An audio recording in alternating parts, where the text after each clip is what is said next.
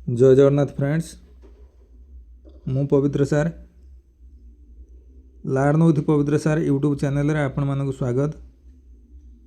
जदि आपण माने मो चैनल रे नुआ ताहले निश्चित मो चैनल को सब्सक्राइब करने सहित वीडियो को लाइक करी व्हाट्सएप किंबा फेसबुक माध्यम रे निश्चित शेयर करंतु, जहाँ द्वारा ये ओटीटी पई आशायी समस्त शिक्षक तथा जो मैंने सब आशायी अच्छा ओटीटी समस्त पाखे प्रश्न गुड़ी पहुँचातु।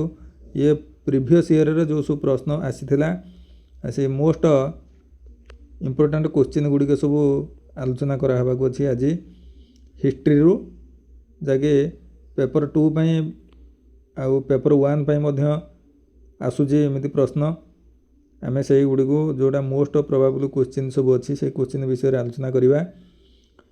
आसतु डेरी नक आरंभ करदे। हिस्ट्री प्रथम प्रश्न हूँ प्रथम विश्वयुद्ध पर भारतीय जातीयतावादी मानकर नीति क्यों दिगरे गति करथिला। प्रथम विश्वयुद्ध पर ऑप्शन ए अच्छी साम्राज्यवाद विरोधी, ऑप्शन बी अच्छी इंग्रेज अनुकूल, ऑप्शन सी समाजवादी अर्थनीति, ऑप्शन डी हूँ धार्मिक एकता। यार सठिक आंसर हूँ ऑप्शन सी समाजवादी अर्थनीति। ये प्रश्नटी 2016 मसीहा ओटीटी पेपर 2 रे ये क्वेश्चन आसाला। परवर्ती प्रश्न हूँ क्यों देश ठारू नेताजी आनुष्ठानिक भाव आंडामानर दायित्व ग्रहण करथिले। नेताजी क्यों देश ठारू आनुष्ठानिक भाव आंडामानर दायित्व ग्रहण करथिले। Option A Japan, option B Germany, option C Soviet रूसिया, ऑप्शन डी हूँ इटाली। यार सठिक आंसर हूँ ऑप्शन ए जापान। परवर्ती प्रश्न बंग विभाजन प्रति बुद्धिजीवी मानकर प्रथम प्रतिक्रिया कौन थिला। बंग विभाजन जितेबाला है से बुद्धिजीवी मानकर प्रथम प्रतिक्रिया कौन थिला। ये प्रश्नटी 2016 रे ओटीटी रे आसथिला। यार ऑप्शन गुड़िक हूँ प्रशासनिक आवश्यकता, बी रे अच्छी बंगला जातीयता प्रति आक्रमण, सी रो औपनिवेश षड्यंत्र, डी रहा सांप्रदायिकता प्रज्वलन। यार सठिक आंसर हूँ बंगला जातीयता प्रति आक्रमण। जितेबाला बंग विभाजन है बंग विभाजन प्रति बुद्धिजीवी मानकर गोटे प्रतिक्रिया थिला जे बंगला जातीयता प्रति आक्रमण करा जायछि सही विषय रे। तेणु ऑप्शन बी हूँ यार सठिक आंसर। तापर परवर्ती प्रश्न नूतन ओडिशा प्रदेश रो प्रथम राज्यपाल भाव किए शपथ ग्रहण करथिले। नूतन ओडिशा स्वतंत्र ओडिशा प्रदेश जेतबेले गठन हैला सेतेबेले प्रथम राज्यपाल भाव किए दायित्व नैथिले। ये 2016 रे ओटीटी रे प्रश्न आसथिला।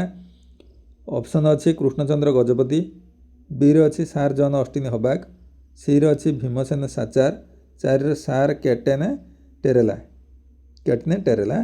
यार सठिक आंसर हूँ ऑप्शन बी सार जॉन ऑस्टिन हबाक, जे कि ओडिशा जितेबाला स्वतंत्र प्रदेश रे परिणत है। स्वतंत्र प्रदेश बा नूतन ओडिशा जितेबाला गठन है से नूतन ओडिशार प्रथम राज्यपाल भाव सार जॉन जस्टिन हबाक शपथ ग्रहण करथिले। ऑप्शन बी हूँ राइट आंसर। तापर प्रश्न 1921 अगस्ट 3 तारिख दिन ओडिशार केउठारे विदेशी वस्त्र पोड़ा जाइथिला। 1921 अगस्ट 3 तारिख दिन ओडिशार केउठारे विदेशी वस्त्र पोड़ा जाइथिला। ये मध्य आमर 2016 मसीह ओटीटी रु प्रश्न आसथिला। तार ऑप्शन गुड़िक है कटक, बी रे देछि पुरी, सी भद्रक, डी बालेश्वर। या मध्यरु सठिक आंसर हूँ पुरी। पुरी ठारे प्रथमे स्वदेशी वस्त्र पोड़ा जाइथिला जेतेबेले हमर विदेशी द्रव्य आम वर्जन करवा स्वदेशी को आम आपणे नबा सही समय 1921 मसीह प्रथमे पुरी ठारे विदेशी वस्त्र सबको पोड़ा जाई तार प्रतिवाद करा जाइथिला जे आमे आउ विदेशी द्रव्य व्यवहार करिबु नाही। पर प्रश्न अच्छी लखनऊ ठारे साइमन कमिशन विरोधी शोभायात्राकारी मध्यरु किए पुलिस लाठीमाड़र शिकार होइथिले। लखनऊ ठारे जेतेबेले साइमन कमिशन विरोधी शोभायात्रा चलथिला सही समय किए पुलिस लाठीमाड़र शिकार होइथिले। पुलिस जो लाठी चालना करथिले तो प्रथम लाठी चालनाटा काहा उपरे बाजिथिला बा किए लाठी चालना रे बेसी गुरुतर होइथिले। यार ऑप्शन गुड़िक मध्य हूँ लाला लजपत राय, बी महात्मा गांधी, सी है गोविंद बल्लभ पंथ आउ डी रे हला बिपिन चंद्र पाल। या भितर सठिक आंसर होची आंसर सी गोविंद बल्लभ पंथ। गोविंद बल्लभ पंथ उपरे प्रथमे लाठी प्रहार होइथिला जेतेबेले लखनऊ ठारे साइमन कमिशन विरोधी जेतेबेले आमर स्लोगान थिला साइमन कमिशन गो बैक। या परवर्ती प्रश्न किए क्रमागत भाव 2 वर्ष भारतीय जातीय कांग्रेसर सभापति रूपे निर्वाचित होते। ये 2015 ओटीटी ये क्वेश्चन आसला किए क्रमागत भाव 2 वर्ष भारतीय जातीय कांग्रेसर सभापति रूपे निर्वाचित होते। ऑप्शन ए मौलाना अबुल कलाम आजाद, जवाहरलाल नेहरू, सी रे आचार्य कृपालिनी, डी रे अच्छी सुभाष चंद्र बोस। भल भाव प्रश्नटा देखूँ तेणु किए क्रमागत भाव 2 वर्ष भारतीय जातीय कांग्रेसर सभापति रूपे निर्वाचित होते। तेणु यार सठिक आंसर होची आंसर डी सुभाष चंद्र बोस। सुभाष चंद्र बोस क्रमागत भाव 2 वर्ष भारतीय जातीय कांग्रेसर सभापति रूपे निर्वाचित होते। पर प्रश्न होची वंदे मातरम केउ आंदोलनर संग्राम संगीत थिला। वंदे मातरम जो संगीत आमर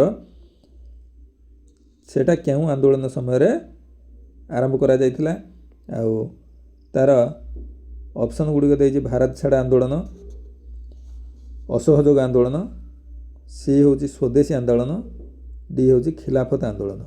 यार सठिक आंसर होची ऑप्शन सी स्वदेशी आंदोलन। स्वदेशी आंदोलन समय रे वंदे मातरम संगीतर आरंभ करा जायतिला सेटा तार मूल अस्त्र थिला।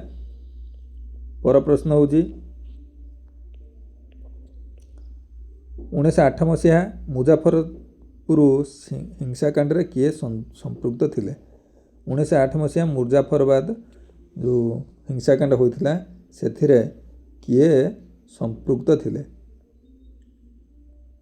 ए रे होची सूर्यसेन, बी रे खुदीराम बोस, सी रे होची जतिननाथ मुखर्जी, डी होची अजित सिंह।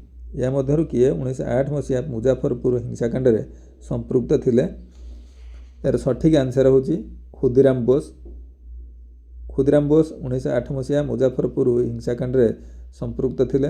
ये प्रश्नटी मध्य 2014 मसीहा ओटीटी रे आस्थिला। परवर्ती प्रश्न केबे ब्रिटिश सरकार साइमन कमिशनर नियुक्ति घोषणा करथिले।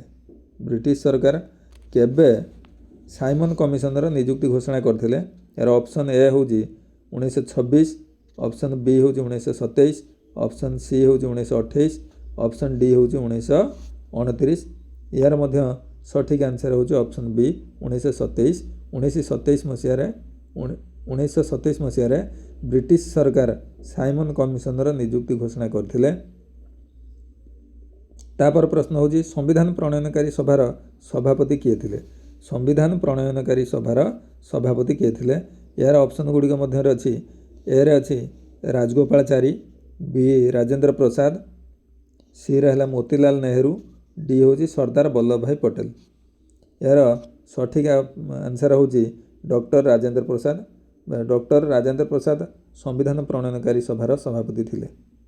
परवर्ती प्रश्न स्वाधीन भारतर प्रथम गवर्नर जनरल किए थिले। स्वाधीन भारतर प्रथम गवर्नर जनरल किए थिले। यार ऑप्शन गुड़िक मध्य होची ए रे राजगोपालाचारी, बी रे हला डॉक्टर राजेंद्र प्रसाद, सी रे हला लॉर्ड माउंटबेटन, डी रे हला लॉर्ड वाभेल। ये एमानक मध्यरु किए स्वाधीन भारतर प्रथम गवर्नर जनरल भाव में नियुक्त होइथिले। यार सठिक आंसर होची option C Lord Mountbatten. Lord Mountbatten स्वाधीन भारतर प्रथम गवर्नर जनरल रूपे नियुक्त पाइथिले। परवर्ती प्रश्न होची स्वाधीन भारतर प्रथम गवर्नर जनरल किए। स्वाधीन भारतर प्रथम गवर्नर जनरल किए थिले। ये जो पूर्व प्रश्न जहाँ थिला यार मध्य उत्तरटा सेया आमर जो ऑप्शन गुड़िक मध्य सठिक ऑप्शन से ही अच्छी। पूर्व प्रश्न जहाँ थिला राजगोपालाचारी ये प्रश्नटा रिपीट हो जाए। ये मध्य 2021 मसीह 13 थे आसला। ये 2013 मसीह आसला आ 2021 ये प्रश्न आसला स्वाधीन भारतर प्रथम गवर्नर जनरल किए थिले लॉर्ड माउंटबेटन। भल भाव मन रखु लॉर्ड माउंटबेटन स्वाधीन भारतर प्रथम गवर्नर जनरल थिले। परवर्ती प्रश्न 1815 ଭିଏନା କଂଗ୍ରେସରେ କେଉଁ ଦେଶ ଜାତୀୟ ପରିଚିତି ହରାଇଥିଲା? 1815 ଯେତେବେଳେ ଭିଏନା କଂଗ୍ରେସରେ କେଉଁ ଦେଶ ଜାତୀୟ ପରିଚିତି ହରାଇ ଦେଇଥିଲା? ତାର ଅପସନ୍ ହେଉଛି ଏରେ ଅଛି ଅଷ୍ଟ୍ରିଆ, ବିରେ ଅଛି ପ୍ରୁସିଆ, 3ରେ ବେଲଜିୟମ, 4 ହେଉଛି ସ୍ୱିଡେନ। ଏହାର ସଠିକ୍ ଆନ୍ସର ହେଉଛି ଅପସନ୍ ସି। ଅପସନ୍ ସିରେ ହେଉଛି ବେଲଜିୟମ। ତ ବେଲଜିୟମ 1815 ଭିଏନା କଂଗ୍ରେସରେ ନିଜର ଜାତୀୟ ପରିଚିତି ହରାଇ ଦେଇଥିଲା। ତାପର ପ୍ରଶ୍ନ ହେଉଛି କେଉଁ ଗୋଟିକ ଅସହଯୋଗ ଆନ୍ଦୋଳନ କାର୍ଯ୍ୟକ୍ରମରେ ଅନ୍ତର୍ଭୁକ୍ତ ନଥିଲା? ଅସହଯୋଗ ଆନ୍ଦୋଳନ ସମୟରେ ଏଗୁଡ଼ିକ ମଧ୍ୟରୁ ଅପସନ୍ ଗୁଡ଼ିକ ମଧ୍ୟରୁ କେଉଁଟି ଅନ୍ତର୍ଭୁକ୍ତ ନଥିଲା? ଅପସନ୍ ଏରେ ଅଛି ସରକାରୀ ଉତ୍ସବ ବର୍ଜନ, ବିରେ ସରକାରୀ ପଦବୀରୁ ଇସ୍ତଫା, ସିରେ ହେଉଛି ବିଦେଶୀ ଭାଷା ବର୍ଜନ, ଡି ହେଉଛି ଅସ୍ପୃଶ୍ୟତା ନିରାକରଣ। ଏ ଯେଉଁ ଅପସନ୍ 4ଟା ଦେଇଛି ତା ମଧ୍ୟରୁ ସଠିକ୍ ଉତ୍ତର ହେଉଛି ଅପସନ୍ ସି ବିଦେଶୀ ଭାଷା ବର୍ଜନ। ଅର୍ଥାତ୍ ଅସହଯୋଗ ଆନ୍ଦୋଳନ କାର୍ଯ୍ୟକ୍ରମରେ ବିଦେଶୀ ଭାଷାକୁ ବର୍ଜନ କରିବାର ଆମର କୌଣସି ପଦକ୍ଷେପ ନିଆଯାଇନଥିଲା ଯେ ବିଦେଶୀ ଭାଷା ବର୍ଜନ କରିବା।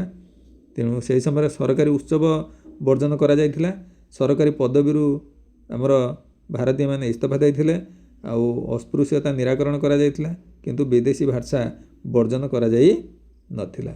ପରବର୍ତ୍ତୀ ପ୍ରଶ୍ନ ଭାରତୀୟ ଜାତୀୟ କଂଗ୍ରେସର ସାଧାରଣ ଅଧିବେଶନରେ କିଏ ଭାରତ ଛାଡ଼ ପ୍ରସ୍ତାବ ଆଗତ କରିଥିଲେ? ଇଏ ମଧ୍ୟ 2017 ମସିହା OTT ପରୀକ୍ଷାରେ ପ୍ରଶ୍ନ ଆସିଥିଲା।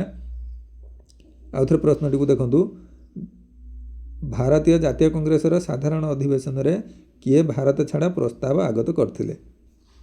ଅପସନ୍ ଏରେ ଅଛି Maulana Abul Kalam Azad, option B Jawaharlal Nehru, option C ହେଉଛି ସର୍ଦ୍ଦାର ବଲ୍ଲଭ ଭାଇ ପଟେଲ, ଅପସନ୍ ଡି ହେଉଛି ମହାତ୍ମା ଗାନ୍ଧୀ।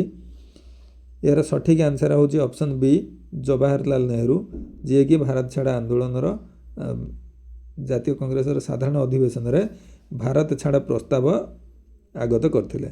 ପରବର୍ତ୍ତୀ ପ୍ରଶ୍ନ ନେତାଜୀ ସୁଭାଷ ବୋଷ ସିଙ୍ଗାପୁରଠାରେ କ'ଣ ଗଠନ କରିଥିଲେ? ନେତାଜୀ ସୁଭାଷ ଚନ୍ଦ୍ର ବୋଷ ସିଙ୍ଗାପୁରଠାରେ କ'ଣ ଗଠନ କରିଥିଲେ? ଅପସନ୍ ଏରେ ଅଛି ସ୍ୱାଧୀନ ଭାରତ କେନ୍ଦ୍ର, ବି ଆଜାଦ ହିନ୍ଦ ଫୌଜ, ସିରେ ଅଛି ଭାରତୀୟ ସ୍ୱାଧୀନତା ସଂଘ, ଡି ଅଛି ଆଜାଦ ହିନ୍ଦ ସରକାର। ଆମର ଯେଉଁ ଇଏ 4ଟା ଅପସନ୍ ଯେଉଁ ଦେଇଛି ଇଏ ପ୍ରଶ୍ନଟି ମଧ୍ୟ 2017 ମସିହା OTTରେ ଆସିଥିଲା।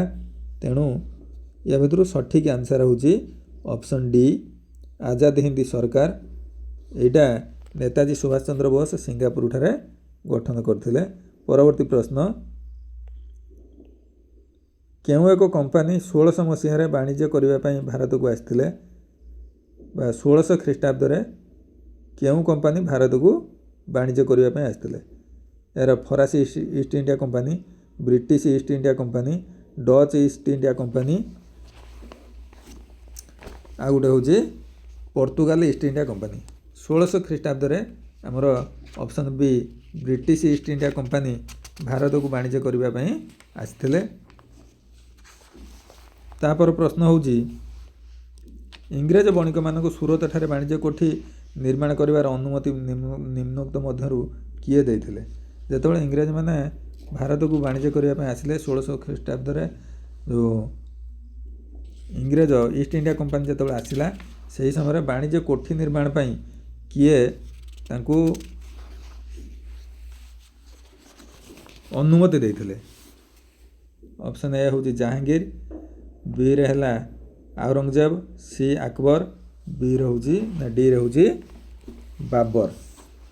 ଏହାର ସଠିକ୍ ଆନ୍ସର ହେଉଛି ଅପସନ୍ ଏ ଜାହାଙ୍ଗୀର। ସେ ଜାହାଙ୍ଗୀରଙ୍କ ସମୟରେ ଇଂରେଜମାନେ ଏଠି ଭାରତରେ ବାଣିଜ୍ୟ କରିବାର ଅନୁମତି ପାଇଥିଲେ, ଆଉ ସେହି ସମୟରେ 1600 ଖ୍ରୀଷ୍ଟାବ୍ଦରେ ମଧ୍ୟ ସେମାନେ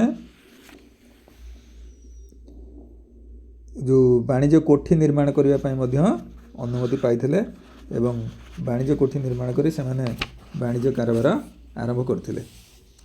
ପରବର୍ତ୍ତୀ ପ୍ରଶ୍ନ ସାର୍ ଟମାସ ରୋ କିଏ ଥିଲେ?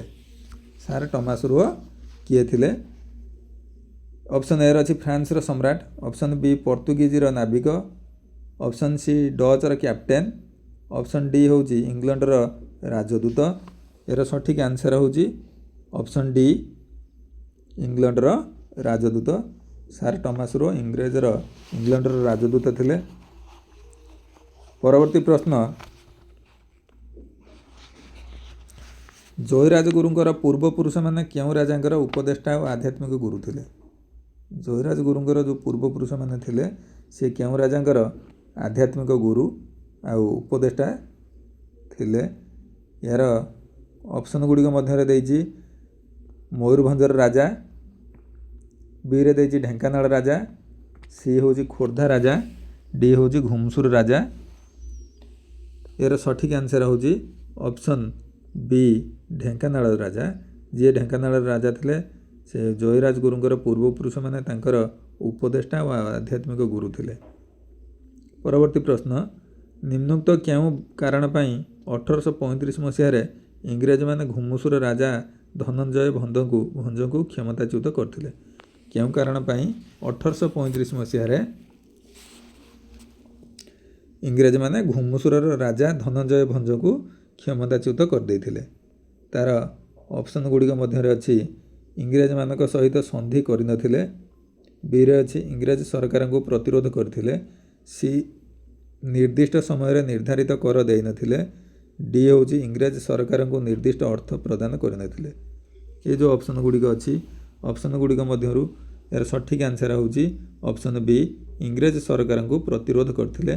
से तांको सब क्षेत्र रे जेहेतु देश प्रेमर भावना तांको मध्यरे थिला से इंग्रेज सरकार को प्रतिरोध करथिले, तेणु इंग्रेज माने तांको गादीच्युत करथिले। ऑप्शन बी होची राइट आंसर। परवर्ती प्रश्न पाइक विद्रोह कटक जिलार केउं अंचल को व्यापीथिला। पाइक विद्रोह कटक जिलार केउं अंचल को व्यापीथिला। यार ऑप्शन गुड़िक मध्य होची एरसमा और कुजंग, बी रे होची कुजंग और जाजपुर, सी रे होची राहामा और जाजपुर, डी रे होची झंकड़ और कुजंग। तेणु पाइक विद्रोहटा आमर ऑप्शन डी होची राइट आंसर झंकड़ और कुजंग पर्यंत व्यापी थिला। परवर्ती प्रश्न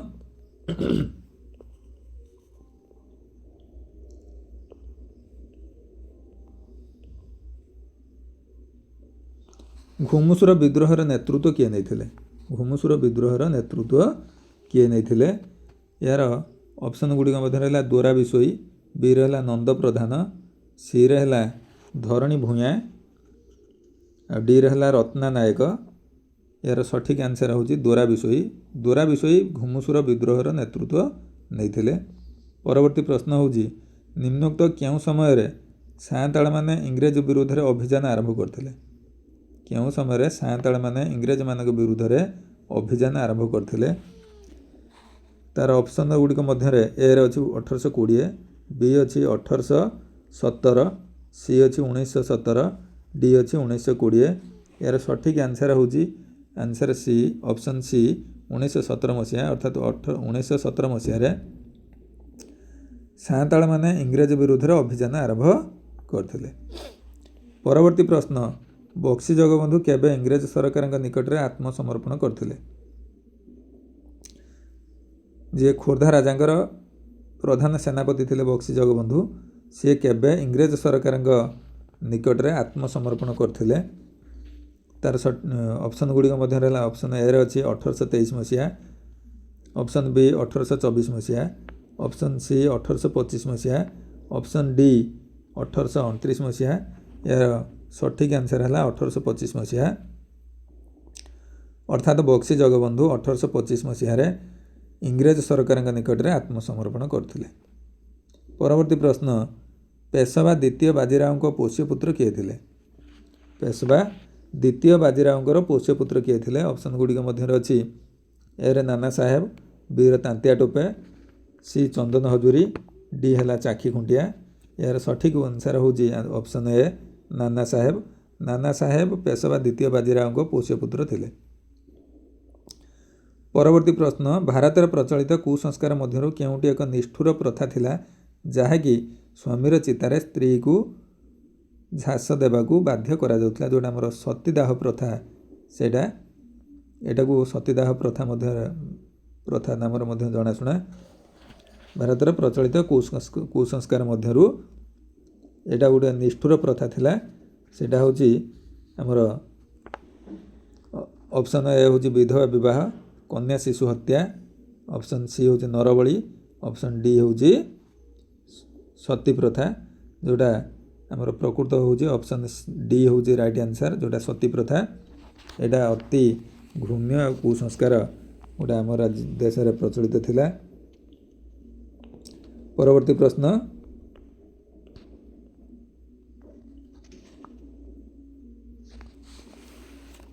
ଡେଲା ହାଉସିଙ୍କ ରାଜ୍ୟସ୍ୱତ୍ୱ ଲୋପ ନୀତି ଦ୍ୱାରା କେଉଁ ମରହଟା ରାଜବଂଶର ପତନ ଘଟିଥିଲା? ଡେଲା ହାଉସିଙ୍କ ରାଜ୍ୟସ୍ୱତ୍ୱ ଲୋପ ନୀତି ଦ୍ୱାରା କେଉଁ ମରହଟା ରାଜବଂଶର ପତନ ଘଟିଥିଲା? ଏହାର ଅପସନ୍ ଗୁଡ଼ିକ ମଧ୍ୟରେ ଅଛି ଅଯୋଧ୍ୟା, ବିହାର, ବିରେ ଅଛି ବରେଲି, ଡିରେ ଅଛି ଝାନ୍ସୀ। ଏହାର ଆମର ଯେଉଁ ସଠିକ୍ ଆନ୍ସର୍ ହେଉଛି ଅପସନ୍ ଡି ଝାନ୍ସୀ। ଝାନ୍ସୀ ରାଜବଂଶର ପତନ ଘଟିଥିଲା ଡେଲା ହାଉସିଙ୍କ ରାଜ୍ୟସ୍ୱତ୍ୱ ଲୋପ ନୀତି ଯୋଗୁଁ। ପରବର୍ତ୍ତୀ ପ୍ରଶ୍ନ ହେଉଛି ସିପାହୀ ବିଦ୍ରୋହ ସମୟରେ କିଏ ଭାରତର ଗଭର୍ଣ୍ଣର ଜେନେରାଲ ଥିଲେ? ସିପାହୀ ବିଦ୍ରୋହ ସମୟରେ ଭାରତର ଗଭର୍ଣ୍ଣର ଜେନେରାଲ କିଏ ଥିଲେ? ଅପସନ୍ ଏ ହେଉଛି Lord Dalhousie, option B Lord Canning, option C Lord Cornwallis ଆଉ ଅପସନ୍ ଡି ହେଉଛି ଲର୍ଡ଼ ରିପନ୍। ଆମର ସଠିକ୍ ଆନ୍ସର୍ ହେଉଛି ଅପସନ୍ ବି ଲର୍ଡ଼ କ୍ୟାନିଂ। ସିପାହୀ ବିଦ୍ରୋହ ସମୟରେ ଲର୍ଡ଼ କ୍ୟାନିଂ ଭାରତର ଗଭର୍ଣ୍ଣର ଜେନେରାଲ ଥିଲେ। ପରବର୍ତ୍ତୀ ପ୍ରଶ୍ନ, ସିପାହୀମାନେ କେଉଁ କାରଣରୁ ସମୁଦ୍ର ପାର ହୋଇ ଦେଶ ବାହାରକୁ ଯୁଦ୍ଧ କରିବା ପାଇଁ ଯିବାକୁ ମନା କରିଦେଇଥିଲେ? କେଉଁ କାରଣ ପାଇଁ ସିପାହୀମାନେ ଦେଶ ବାହାରକୁ ଯୁଦ୍ଧ କରିବାକୁ ଯିବା ପାଇଁ ମନା କରିଦେଲେ? ତା'ର ଅପସନ୍ ଗୁଡ଼ିକ ମଧ୍ୟରେ ହେଲା ଅପସନ୍ ଏ ସମୁଦ୍ର ପାର ହେଲେ ଜାତି ଚାଲିଯାଏ ବୋଲି ବିଶ୍ୱାସ ଥିଲା, ସମୁଦ୍ର ପାର ହେଲେ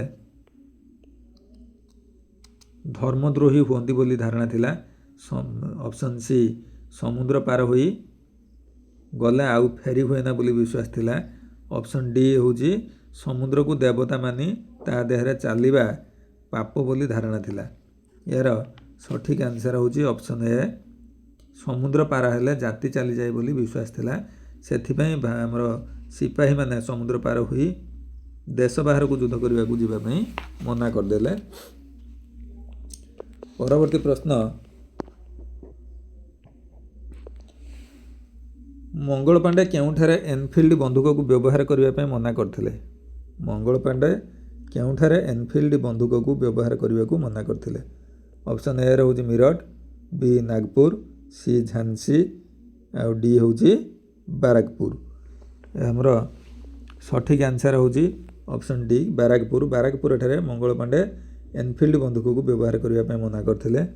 ପରବର୍ତ୍ତୀ ପ୍ରଶ୍ନ, କେବେ ମିରଟର ସିପାହୀମାନେ ଏନଫିଲ୍ଡ ବନ୍ଧୁକ ବ୍ୟବହାର କରିବାକୁ ମନା କଲେ?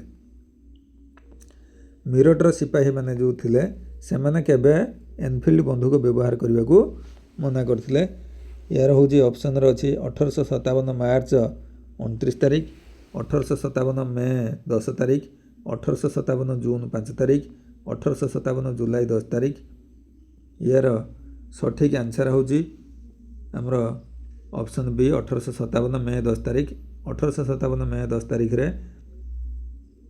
ମିରଟର ସିପାହୀମାନେ ଏନଫିଲ୍ଡ ବନ୍ଧୁକ ବ୍ୟବହାର କରିବାକୁ ମନା କରିଥିଲେ। ପରବର୍ତ୍ତୀ ପ୍ରଶ୍ନ, ଝାନ୍ସୀରେ ବିଦ୍ରୋହର ନେତୃତ୍ୱ କିଏ ନେଇଥିଲେ? ଝାନ୍ସୀରେ ଯେଉଁ ବିଦ୍ରୋହ ହୋଇଥିଲା ସେ ବିଦ୍ରୋହର ନେତୃତ୍ୱ କିଏ ନେଇଥିଲେ? ଅପସନ୍ ଏ ହେଉଛି Lakshmibai, option B Mirabai, option C Tarabai, option D ହେଉଛି ଦୁର୍ଗାବତୀ। ଏମାନଙ୍କ ମଧ୍ୟରୁ କିଏ ଝାନ୍ସୀ ବିଦ୍ରୋହରେ ନେତୃତ୍ୱ ନେଇଥିଲେ? ଏହାର ସଠିକ୍ ଆନ୍ସର୍ ହେଉଛି ଅପସନ୍ ଏ ଝାନ୍ସୀରେ ଯେଉଁ ବିଦ୍ରୋହ ହୋଇଥିଲା ସେଥିରେ ରାଣୀ ଲକ୍ଷ୍ମୀବାଇ ନେତୃତ୍ୱ ନେଇଥିଲେ। ତେଣୁ ଅପସନ୍ ଏ ହେଉଛି ରାଇଟ୍ ଆନ୍ସର୍। ପରବର୍ତ୍ତୀ ପ୍ରଶ୍ନ ହେଉଛି ଓଡ଼ିଶାର ନିମ୍ନୋକ୍ତ କେଉଁ ବ୍ୟକ୍ତି ଇଂରେଜ ବିରୁଦ୍ଧରେ ବିଦ୍ରୋହ କରିଥିଲେ? ଓଡ଼ିଶାର କେଉଁ ବ୍ୟକ୍ତି ଇଂରେଜମାନଙ୍କ ବିରୁଦ୍ଧରେ ବିଦ୍ରୋହ ଆରମ୍ଭ କରିଥିଲେ? ଅପସନ୍ ଏ ହେଉଛି Gangadhar Meher, option B Gopabandhu Das, option C Chakhi Khuntia, option D ହେଉଛି ରାଧାନାଥ ରାୟ। ଏହାର ସଠିକ୍ ଆନ୍ସର୍ ହେଉଛି ଅପସନ୍ ସି ଚାକ୍ଷୀ ଖୁଣ୍ଟିଆ। ଚାକ୍ଷୀ ଖୁଣ୍ଟିଆ ଓଡ଼ିଶାର ଚାକ୍ଷୀ ଖୁଣ୍ଟିଆ ଇଂରେଜ ବିରୁଦ୍ଧରେ ବିଦ୍ରୋହ ଆରମ୍ଭ କରିଥିଲେ। ପରବର୍ତ୍ତୀ ପ୍ରଶ୍ନ ହେଉଛି ବୀର ସୁରେନ୍ଦ୍ର ସାଏ 1809 ମସିହାରେ କେଉଁ ଗ୍ରାମରେ ଜନ୍ମଗ୍ରହଣ କରିଥିଲେ? ଅର୍ଥ ବୀର ସୁରେନ୍ଦ୍ର ସାଏଙ୍କର ଜନ୍ମସ୍ଥାନ କେଉଁଠି? ଏହାର ଅପସନ୍ ଗୁଡ଼ିକ ମଧ୍ୟରେ ହେଉଛି ବରପାଲି, ଖିଣ୍ଡା, ସି ରହୁଛି ବୁର୍ଲା, ଡି ରହୁଛି ଧନିପାଲି। ଅପସନ୍ ଆମର ଯେଉଁ ବୀର ସୁରେନ୍ଦ୍ର ସାଏଙ୍କର ଜନ୍ମସ୍ଥାନ ହେଉଛି ଖିଣ୍ଡା ଗ୍ରାମ। ମସିହାରେ ଖିଣ୍ଡା ଗ୍ରାମରେ ଜନ୍ମଗ୍ରହଣ କରିଥିଲେ। ଆଜି ପାଇଁ ଏତିକି। ଏ ଗୁରୁତ୍ୱପୂର୍ଣ୍ଣ ପ୍ରଶ୍ନ ଗୁଡ଼ିକ ନିହାତି ପରୀକ୍ଷାରେ ଆସିପାରେ, ତେଣୁ ସମସ୍ତେ ୟାକୁ ଭଲ ଭାବରେ ଟିକେ ଅଭ୍ୟାସ କରନ୍ତୁ। ଆଉ ଶେଷ ପର୍ଯ୍ୟନ୍ତ ଦେଖିଥିବାରୁ ମଧ୍ୟ ଧନ୍ୟବାଦ।